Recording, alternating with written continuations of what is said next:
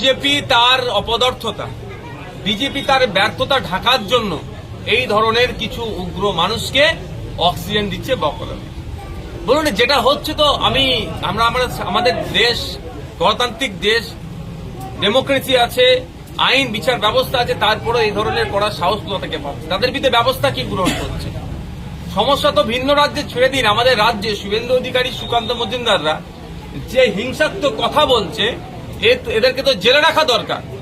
এক সাংবাদিক যে বাজে কথা বলছিল, সেকুলারিজমের উপরে প্রশ্ন তুলে দিয়েছিল, সংবিধানের উপরে প্রশ্ন তুলে দিয়েছে, তাদেরকে তো জেলে রাখা দরকার। তা না করে ফলে এগুলো বাড়ছে।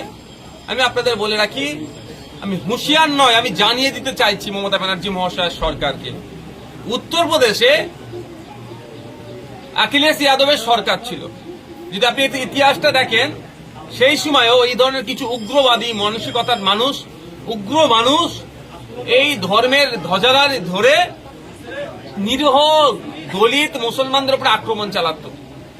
সেই সময় দেখবেন উত্তরপ্রদেশ সরকার সেইভাবে কঠোর হস্তে দমন করেনি। হয়তো উত্তরপ্রদেশ সরকার ভেবেছিল মুসলিমরা ভয় পেয়ে যাবে, সব অখিলেশকে ভোট দিয়ে দেবে, অখিলেশ বাবু আবার ক্ষমতায় আসবে। তার আমার মনে হচ্ছে রিপ্লাই যেন এখানে দেখতে পাচ্ছি আমরা। এখানে অনর্গল মুসলিম বিদ্বেষী, মাদ্রাসা বিদ্বেষী, সম্প্রীতি বিনষ্ট হবে, হিন্দু মুসলমানের মধ্যে লড়াই লেগে যাবে, এই ধরনের কথা বলছি। আমরা হিন্দু মুসলমান ঐক্যবদ্ধভাবে থাকতে চাই, ছিলাম, আছি, থাকবো। কিন্তু এই ঐক্যকে নষ্ট করার জন্য শুভেন্দু বাবুরা, দিলীপ ঘোষেরা, সুকান্ত মজুমদাররা, কিছু কিছু সাংবাদিক উঠে পড়ে লেগেছে এই সম্প্রীতিকে নষ্ট করে দেওয়ার জন্য। আমার পাশে হিন্দু ভাই কেন থাকবে? যে ওই জন্য অনেকের ডাক্তার দেওয়া হচ্ছে, জ্বালা লাগছে। তা এদের বিরুদ্ধে ব্যবস্থা গ্রহণ করছে না।